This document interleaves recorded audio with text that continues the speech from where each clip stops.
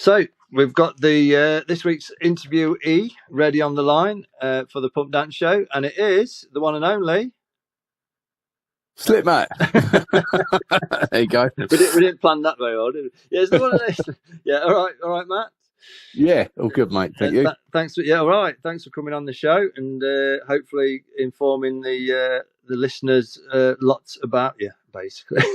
Yeah, that's how we get on. we can start. We'll start with the simplest thing, and that is your DJ name. I imagine it came about with the name Matt, which is your real name. Yeah. And I don't suppose you had a nickname of Slip or anything, did you? Do you know what? I didn't. I'm very much I'm one of these people. I'm not really into like the whole sort of persona thing and all that. It really doesn't bother me on names of stuff. I think when I released the SMD tracks, I was like, oh, sugar, I haven't got a name for it yet. And it was like last minute before I went to print, I was like, SMD, that'll do. SLIPMATT Stubs. Yeah, SLIPMATT Stubs. I just sort of picked that out. Yeah, so SL2 is SLIPMATT and Lime, and two of it. It's so simple. So the SLIPMATT thing come from on my 1200s at the time. I actually had these. I think they were Squires SLIPMATTs from a shop up in North London, and it said on it DJ SLIPMATT. Right. and it's that simple. And I had to come up with a stage name. I think it might have been for the DMC competitions or something back in like '88 or something. I had to come up with something rather than I was like DJ Nelson before that. Right. Master in the mix, DJ Nelson, and on my little business card and stuff. So yeah, I just thought, oh, Matt, that'll do. Yeah, SLIPMATT is a bit funky. Do you know what I mean? So, yeah. Well, you've taken all the best possible sort of equipment name, haven't you? Really? I think I might have seen a DJ Crossfade. Maybe, I'm not sure. I reckon there probably was. Yeah, there's certainly a DJ Dex, wasn't there? Terror or something. I don't think I've seen a DJ Technics 1210s. I've not seen one of them yet. Yeah, maybe not quite in that detail. But, yeah. So where did you get your break then, Matt? Was it? Did you do radio or something? Is that? No. Well, me and Lime, the other half SL2, and a handful of our mates, we started radio in either late '88, I think probably early '89. We're all from Essex really, but we're sort of right on the East London border. So we were sort of lived half in Essex, half in London, and a couple of my mates, a couple of our sort of gang worked for Tower Hamlets Council, and they do all their welding and locksmith stuff. So they knew where all the squats were, all the empty flats. Quite useful. Yeah. So we ended up we commandeered a flat on the 18th floor in a big block on the Hackney Marshes in East London. Yeah. And then they welded it all up with a gate, a metal gate and stuff like that. I think we actually moved out of that one once. We got raided, believe it or not, and then we moved up to the top floor. The 20th floor, a place called Deverell Point. It's been knocked down now. Oh right, right on the Hackney Marshes. So we did the pirate radio thing, but my main sort of DJ break was with Rain Dance. The first ever Rain Dance, which my brother was one of the instigators of that. He was one of the founders. Oh, that's useful, isn't it? That's quite handy. Yeah. You can't say fairer than that. Come on. I was doing bits before that. I was doing me and Lime as well. We were from a very early age. I played at school parties and private parties. Then we sort of did like a few bars here and there, sort of in the mid to late '80s. Or sort of around the mid '80s, and then my brother, sort of off the back of me, he was sort of getting interested in this rave thing. He was a bit of a clubber as well. We used to go out together, me and my old brother. But when that whole big rave explosion happened, certainly in '88, but certainly '89, he was like, oh, a minute, he's a bit of an entrepreneur. He's like, all right, let's put on a rave. And sort of, he was listening to me and me acid house coming out of my bedroom every day and stuff, and it sort of went from there. So I was the obvious choice for resident DJ. And then you pretty much got on absolutely every single rave in the 90s. It was a huge platform for me. Cause, you know, I mean, I think the first one I ever did in September '89, they had probably a couple of thousand people there, and it just grew really quickly. So I was getting to play in front of thousands of people from, you know, right from the start, and then I just started getting bookings around the country. Yeah, I mean, I worked in a record. Well, I was manager of a record shop in sort of '90. Yeah, and we had I remember your first SL2 stuff coming on XL. Yeah, which would that be Way in Your Brain and yeah, the first we brought a tune out in '89, middle of '89, which was called Do That Dance. Yeah, those very early days. And then we did The Noise, which was very early. I think we made it in 1990. It came out in very early '91. Yeah. And then we got signed with DJs Take Control, Way in My Brain, Flipside, Way in My Brain. Yeah. We signed to XL, and then that just exploded.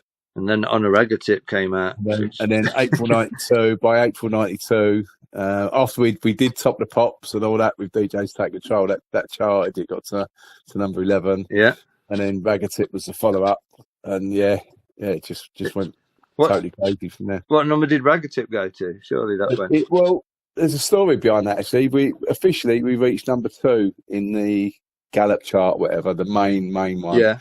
We got number 1 in the network chart, which was like your Capital Radio and the independent independent stations and stuff. So that was still an official chart, but it wasn't quite the main one that got recognised. So we did get to number 1 in that, but we were over in LA doing a show actually on the Sunday where sorry, not on Sunday, on the Wednesday, on the Wednesday afternoon, and on a Wednesday. So you're saying on the Wednesday.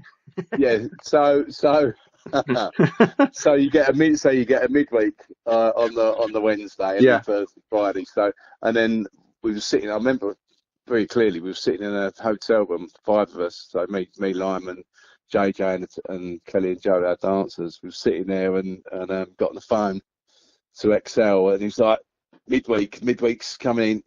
We were number 1. That's right. We were number 1. We were number 1 on the midweek. Yeah, number 1 on the national chart. It was like, wow.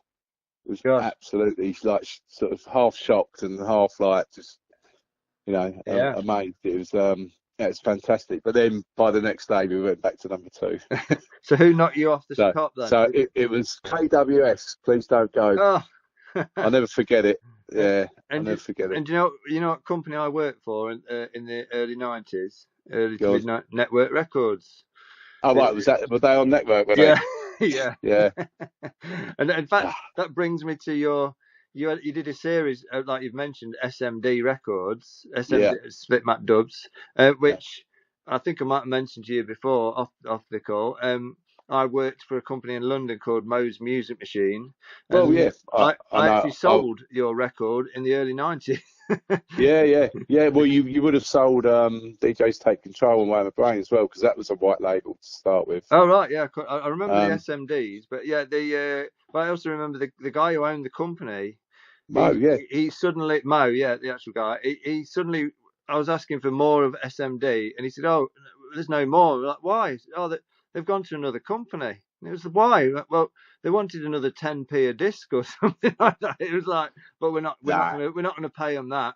So Mo's Music Machine, I remember I think you went to another company after them, and it was I never took it out of Mo's. I probably went to, no, he's talking rubbish there. I would have given it to other companies as well. I would have gone round to the shops myself as well, because as an independent label, I'm going to do that. There was no exclusive deal with Mo. That was probably it. Yeah, there was no exclusive, but no, I used to live around the corner from. I lived in Walthamstow for 2 or 3 years, from around 92 to 94, so exactly that time. Yeah. And the funny thing is, I actually live around the corner from Mo now. Oh, and he's still alive. he lives. Yeah. No, he actually lives probably about half a mile from here. And I haven't seen him for a while, but I do see him in Tesco's every now and again. I'll bump into him. Yeah, well, they always told me it was I think you're dead right to take a bit more money off people because they were absolutely flying out, you know. Yeah, of course, yeah. So they go for about 50 quid now. Yeah, exactly. So yeah. So what, Matt? What would you say in out of all your tunes? What was the one that you've released and then you've gone, oh, I thought that'd do better? Because there's always a tune that you think, oh, that's absolutely brilliant. Or that's an interesting one, actually. Yeah, because I've put quite a lot of stuff out, and now and again you go, oh, this is going to be massive, and then it's like, oh, I don't know. Yeah, I don't know really. I don't know if I could pinpoint one. You could probably normally try and forget those sort of situations. But there's certainly been a few. Yeah, there's been a few where you think, oh yeah, you know, my taste certainly doesn't line up with everybody's. I like to think I know what people like. Yeah. But it's not necessarily, you know, I do sort of tend to. There's a bit of me that makes music for what I think is going to work rather than just what I like. Do you know what I mean? Yeah. I'm not too sure what. I'm not too sure if I could pinpoint a track. We did a track called. I'll tell you what. Actually, we did a track called "Make a Move." Yeah. As SL2, and it never got released officially. I think it might have come out on a compilation a few years ago or something like that. And I was really into it. And Lime was sort of a little bit on the fence with it. Yeah. I think I'd done a bit more work on that one. He was a bit on the fence with it, and just a general sort of consensus on it was like I wasn't getting the feedback that I expected, and I was really excited about it, and it never happened. So that might be. Oh, there you go. That's the one. Yeah, there you go. Make a Move, SL2. So maybe if nobody's heard that, they should find it and check it out. It's out there somewhere. On we did release it at some point probably on a compilation. Yeah. Or something, yeah. And then loads of people will find it, check it out and go, yeah, actually, it's rubbish. Yeah, actually, yeah. Yeah. You know, Matt don't know what he's talking about. So what are you actually up to now then, Matt? Like, we obviously know that you played at Pump recently, probably the best gig you've ever had in your life. But it's by far the best, brilliant. Apart from that, you're doing the Slip Back in Time events in is in Ibiza? We've just done it, yeah. So we've just done our fifth Slip Back in Time over there, which was sold out. Absolutely amazing. Yeah. No issues at all over there. It's just so good. We've managed to collect a sort of gather up a really beautiful set of people. Yeah. Beautiful group of people that, you know, everyone gets on. It's all about the love and stuff, and we've really attracted a nice crowd. So excellent. You know, all week people are saying, "Oh, this is the best week of the year," and you know, straight away they're like, "Oh, we're coming back next year, whatever." And is that all old school, Matt? No, it's not. No, we call it Slip Back in Time. Slip Back in Time is our sort of company, and then we sort of call the event Slip Back in Time Old School Ibiza. So a lot of it's old school, but it's not all old school. The old school bit sort of means the culture just as much as it does the music. Yeah. So we managed to recreate that. You know, if you've ever went to the Ibiza in the 90s, noughties and 90s, and even before that, it was very sort of carefree and stuff. So you know, it's a bit like that. There's none of that VIP culture. Yeah. There's no pretentiousness. Not many people get their phones out. Yeah. You know, it's just real sort of good, down to earth. You know, lots of jokes going on and banter. And you know, none of that sort of stuck up stuff. It's just really, really nice people. And very sort of down to earth. They're all on the dance floor with the fax machines. Whoop, whoop. yeah. And the thing is, it's really good value for money as well because it's all inclusive. So you don't take any money out of it during the day. You're at the hotel. We got music and DJs all day at the hotel. You don't spend a single penny. Yeah. So you know, Ibiza is expensive. Yeah. It can be if you do it a certain way. But we keep that down, you know, the costs down and that as well. Not that we're tight or anything, but it just makes it affordable. You know? There you go. That's a holiday for anybody that's listening. Next, you get entry to all the April? To all the club nights. Yeah. As well, it'll be May 2026. Yeah. It's just we're actually launching it very soon in the next couple of days, doing the full launch. We've already sold nearly half the tickets already while I was over there. Yeah, just from people rebooking. Yeah. Yeah. And you do your radio show, don't you? Slipped House. I do two podcasts. I do World of Rave, which has been running since 2013. Yeah. And I do Slipped House, which has been running for my birthday on 2017. Right. That's quite a while, isn't it? And then I started doing a live show on Centreforce at the end of 2019, and then when all the nonsense started up, we turned that into a regular weekly show. So I do every Wednesday, 8 till 10 on Centreforce. Oh, cool. Which is going really nicely. Yeah. Yeah, very good. Really and then you're just DJing wherever as well, aren't you? Still all over the place. Yeah. So it's really busy, really busy at the moment as well. I was going to say one last question: is it what would you say is the best country then at the moment that you're playing? Because I know you get around the world a bit. Is England still the sort of the best crowd, or is there a country you go to and you go, oh my god, yeah? Most of my gigs are in the UK, which is nice actually. I see a lot of look at a lot of the other DJs' calendars and stuff, and they're like flying all over the place. Yeah, backwards and forwards from America and like all over Europe. And they're busy and they're probably earning twice as much money as me. But it's nice because I'm just as busy, if not busier. I do a good, on an average, sort of 12 to 15 gigs a month, which is just nice. Yeah. But most of it's in the UK, so I can get home, get back home most nights, and I like being at home. Other than that, Ibiza's great. I'm over there probably another 5-6 times throughout the summer. Yeah, I pop over to Spain and to Greece. I'm over in Greece next week for a few days, and Corfu again in the summer.